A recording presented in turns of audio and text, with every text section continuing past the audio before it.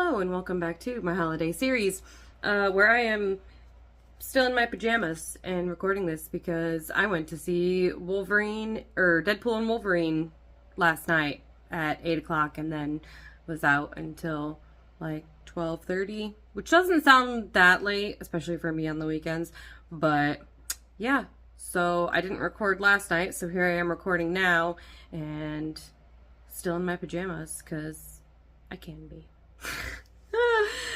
Anyway, today is October 24th and it is Vesuvius Day.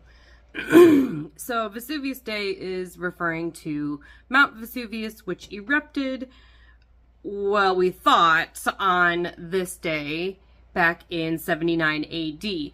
However, through more research and discovery, archaeologists are now thinking it was more around October, possibly 24th as well. Due to like the heavier clothes that they were wearing instead of like the lighter, what you would wear during the summer of August. So yeah, but today is still Vesuvius Day, as far as I'm concerned, because I want to talk about it. So Pompeii obviously Vesuvius destroyed Pompeii, Herculaneum, and a number of other smaller settlements around, right? Pompeii was pretty much covered with ash from the volcano, while Herculaneum got the lava. So a lot of Herculaneum is, it took a lot to get even any of what they do have of Herculaneum back. Pompeii has been pretty thoroughly excavated by now, but obviously we're still discovering more and more about it all the time.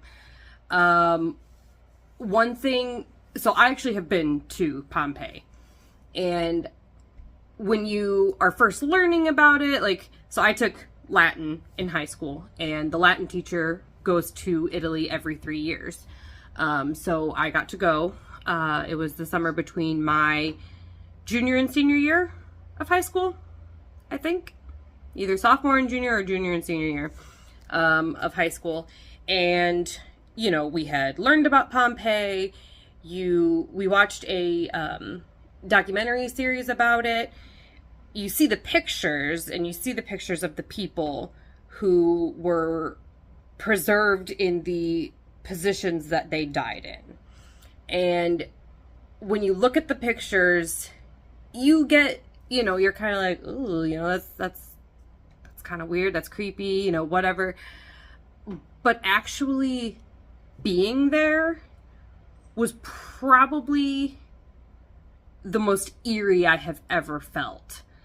Going through, seeing everything so preserved, which is, honestly amazing how preserved everything was, but then seeing the tragedy, firsthand, walking through Pompeii and seeing the casts of the people, laying, some of them were curled up, some of them were trying to protect other people from the falling ash, protecting their loved ones. There was animals, horses,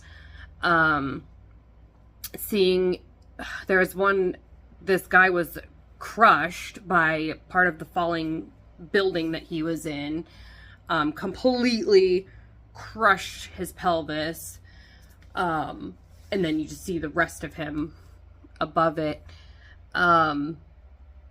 It really is indescribable. Eerie is the best that I can get, but you get the kind of chills down your back kind of thing. But at the same time, then, it's fascinating, right? And it's not in a sick way. It's not, it might be morbid. You might consider it kind of morbid, but it's just more fascinating,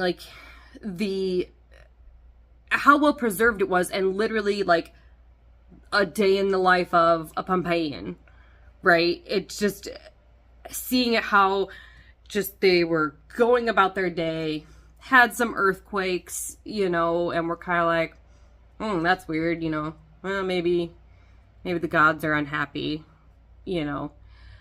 And then to literally see the mountain, they thought it was just a mountain. There wasn't even a word for volcano at the time because they had no idea what it was. So they just thought the mountain was angry. And then the mountain exploded. And Pliny was the one that came up with the word volcano, to describe what was happening. Because they, like I said, they didn't have a word for it. There was no word for it. Never experienced it before, ever. So he obviously, we have Pliny the Younger's account of the events. He escaped. He was not there. He saw it from, I can't remember where he was now off the top of my head. I should have looked it up. But he was basically like on an island across from it, and he could see what was happening. There's I want to say it was just called Pompeii. It told the story, like it followed some like families and stuff that were there, whatever. Like obviously we don't know like all the names and everything, whatever, but it was a good series that followed the events of it. And just yeah, I don't know. It is. It's hard to describe. I mean, we see volcanoes nowadays. We've seen, massive destruction. We've seen the lava flows, all that stuff. Like all the knowledge that we have now.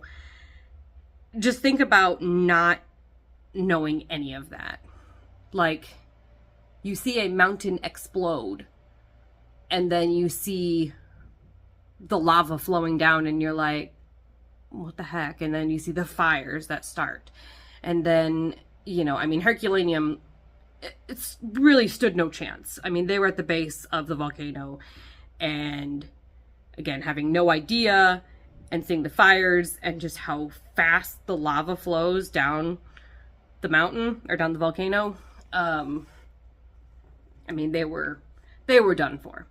And then just all of the ash. The giant ash cloud and the falling ash, the falling debris, knocked down buildings, caved in walls, all that stuff. And then just blanketed the whole city of Pompeii in ash. It's just crazy. It's crazy. But yeah, look up your own facts and things, watch documentaries. Like I said, I think the one was called Pompeii that we watched. It was a long time ago, in high school. Yeah, it was good. But yeah, so look up stuff, find out more information yourself, and I hope you all have a good day. I'll see you all tomorrow. Bye. Also, I totally and completely did something illegal without knowing that it was illegal, and I brought a piece of ash from Pompeii. This is actual ash. I mean, I knew what I was doing was wrong because they literally said, oh, don't touch this. And I did. But also the fact that I took it from Italy to the United States is also a big no-no. But yeah, well, focus, there we go. This is literally volcanic ash from Pompeii. Yeah, fun, right?